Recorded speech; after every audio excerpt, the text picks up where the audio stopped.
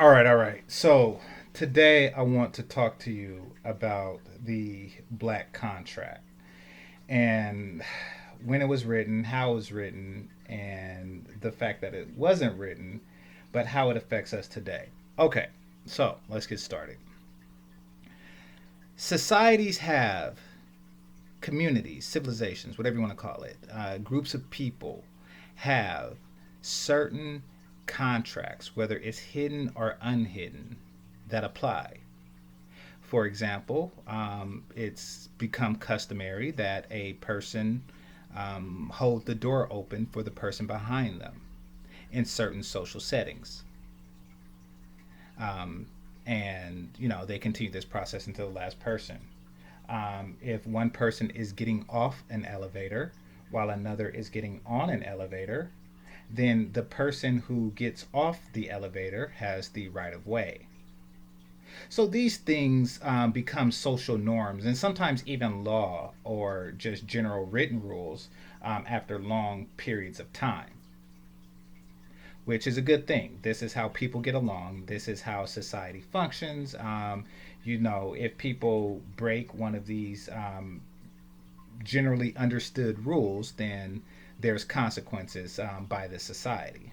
Now, due to our history in this society, we have a black contract between men and women, between black men and black women.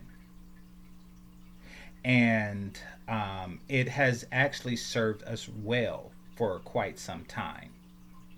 But I think that we have probably reached the end of the contract. It's chronically broken at best, taken advantage of at worst. Now, here is the contract as understood but not written. This is just an invisible contract that's generally understood by black people that you can choose to accept or not accept. The general concept is that men are not held to an economic standard and women are not held to a physical standard. Now, this black contract that the men and women have between each other has served us well in the emancipation era. It basically, in its simplest form, meant that a man did not have to compete with men of other races who had far more advantages than they did. For example, a guy could go to Howard University, get his MBA, and still find himself on a train serving crackers. Excuse me, serving saltines to white Americans, not the pejorative crackers. Don't mod me, don't filter me, don't ban me. But yeah, serving saltines to white Americans at the time. And his supervisor would be a guy with his GED. Now, that's an extraordinarily unfair marketplace for a black man. So, what he would do is to compensate for this is and get himself a black woman. The contract would definitely help in that way. He is not held by a economic standard in comparison with whites or any other race of people for that matter. And some would say limited within his own.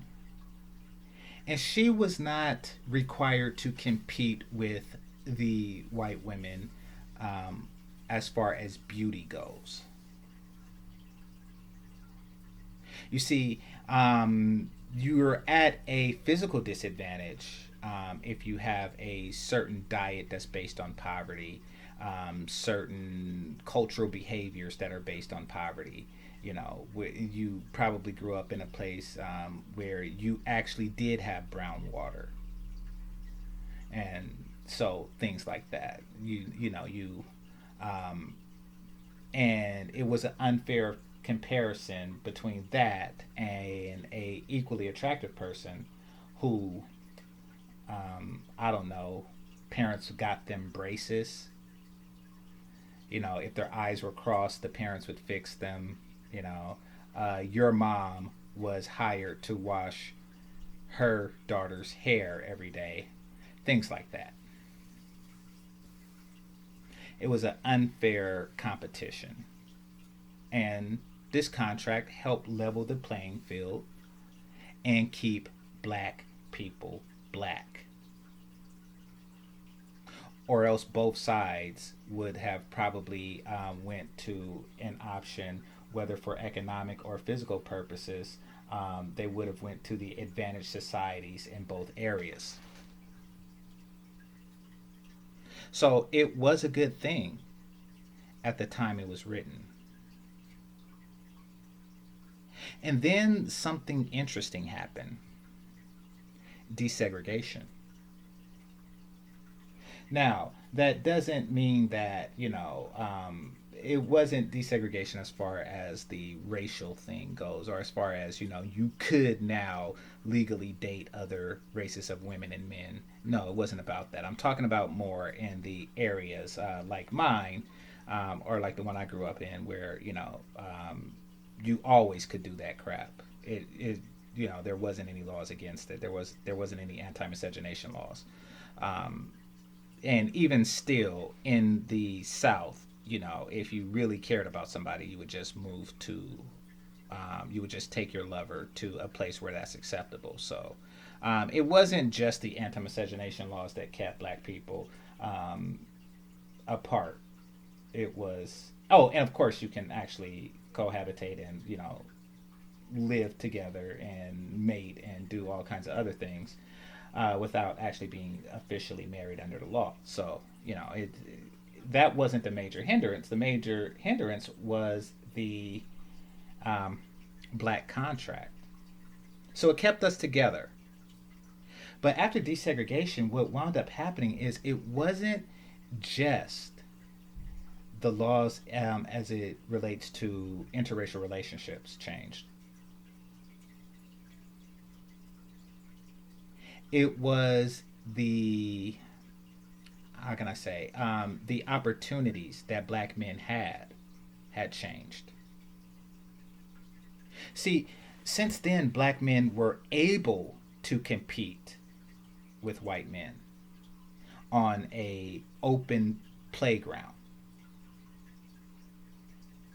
The days started to slowly dissipate where a, black NBA would have to work for or under a much younger white GED person. So the competition opened up and black people began to progress. Now, the more black people began to economically progress, the less and less the preceding generations seen a need for the black contract, at least the men, starting with them. So then we came to a point in our social development where there were two types of black men and women. And there were two people that the contract just didn't suit. And this was the successful black man and the exceptionally beautiful black woman. So, as the circumstance would have it, these were the ones who were also excommunicated, in a sense, from the black community that embraced the contract, because they know that you didn't sign this contract because this contract didn't meet your needs. It didn't fit you. Why would a exceptionally beautiful woman limit herself economically to a man, a group of men?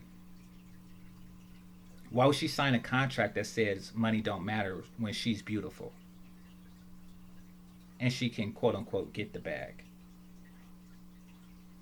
And why would a man sign a contract that says he takes what he gets physically when he can get an exceptionally beautiful woman or a group of women?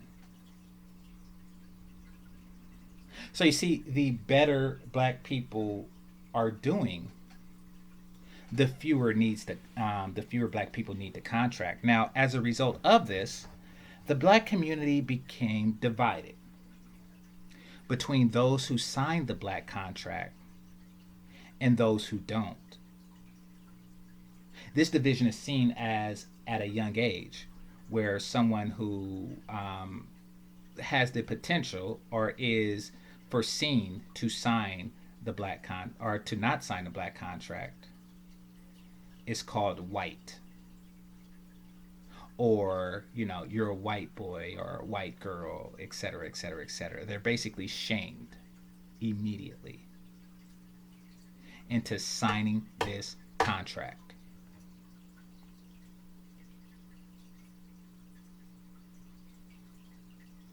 This is the contract trying to save itself, trying to keep itself relevant.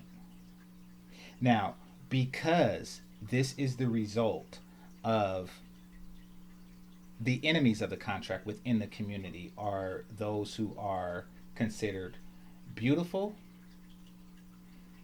and or wealthy,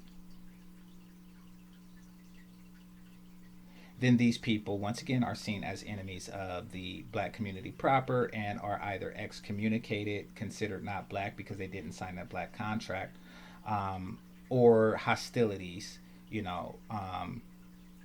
are placed upon them. Physical hostilities.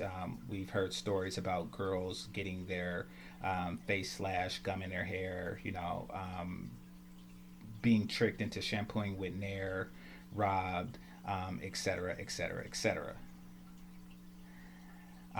And for the men, things like economic suppression happens sometimes between mother and son, sometimes between lover and between lovers. But economic suppression happens as well. This is to assure that the young man or young woman once again signs this social contract, or excuse me, this black contract. This black contract has held black people back for far too long. It was necessary at the time that it was created. It kept us together, it kept us black. I've been to other places in this world that are far less black than Black America. We've been here for centuries and we are still definitively black. Not every group of people can say that. So kudos to us, and kudos to the black contract for getting us where we need to be. But now, because we have lost the ability and the willingness to not only compete with other races of men economically and women physically, we seem to have lost the respect for each other to compete with each other in the same arenas. Now, once again, this should not be, I shouldn't say once again because I didn't say this before, this should not be a hostile competition, because it's not. This is a friendly competition. May the best brother win.